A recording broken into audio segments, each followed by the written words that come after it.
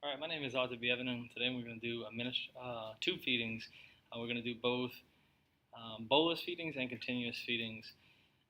First, I would check my physician's order, compare it to the MAR, check the amount, concentration, the type, the frequency of the tube.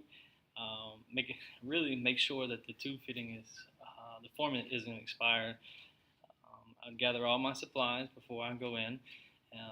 Just make sure that we have everything so the patient's not in the middle of it, have to run out back and forth, just make sure everything's there. I'd walk in, wash my hands, don clean gloves. I would get my clean gloves on.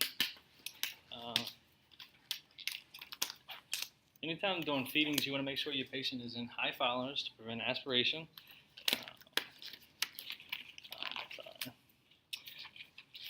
And verifying the tube is the next step. We're going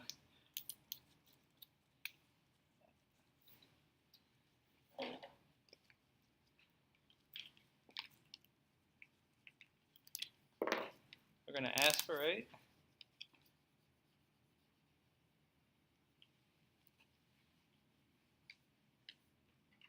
Aspirate in different areas so that you hear gargling and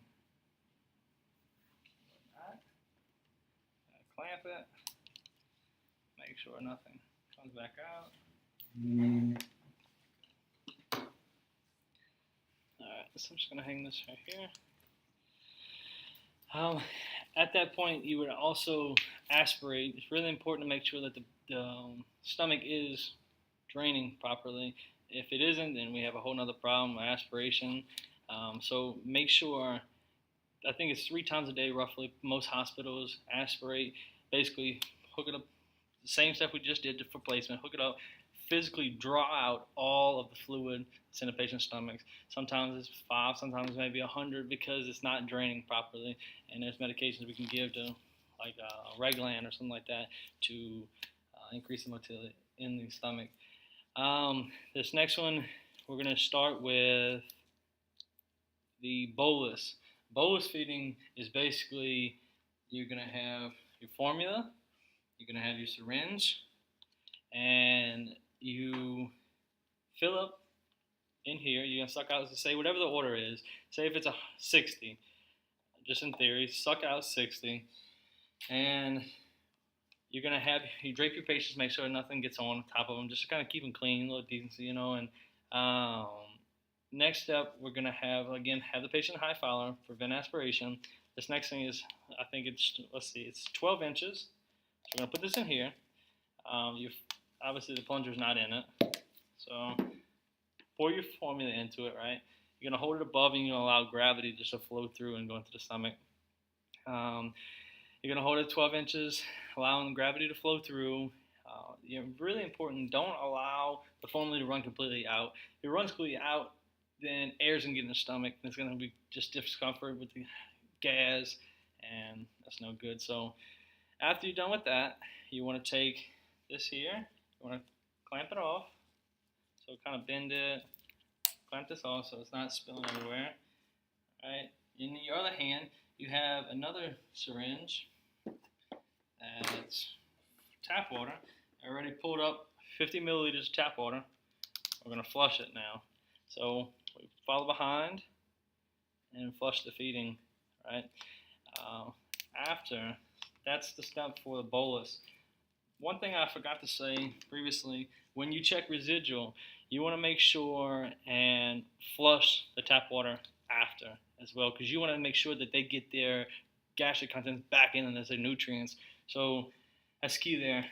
Okay, that is the bolus. Let's do the continuous. Continuous is now the same thing. We're going to do, it's going to be a physician orders X formula, whatever the rate is, the Januvio, or whatever it is.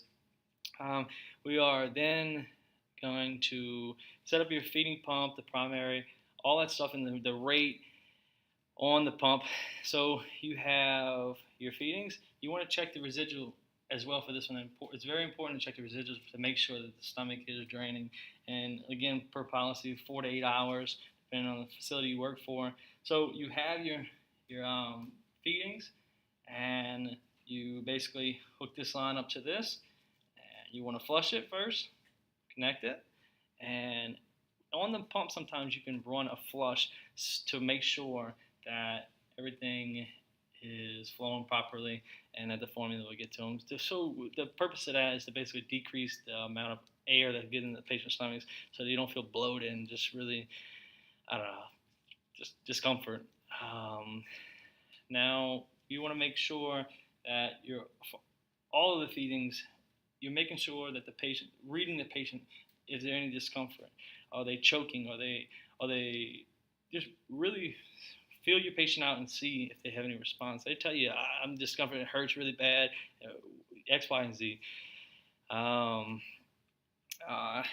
important thing, back on aspiration, you make sure that the patient is upright for at least 30 minutes after any feedings to prevent aspiration. Again, you're going to record the placement. You're going to record the residual amount before, the amount of fluid you flush behind it, your type, the amount of feedings, and the patient response. And again, make sure and check your aspirations at least 3 times a day. And that is it for 2 feedings. All right, thank you.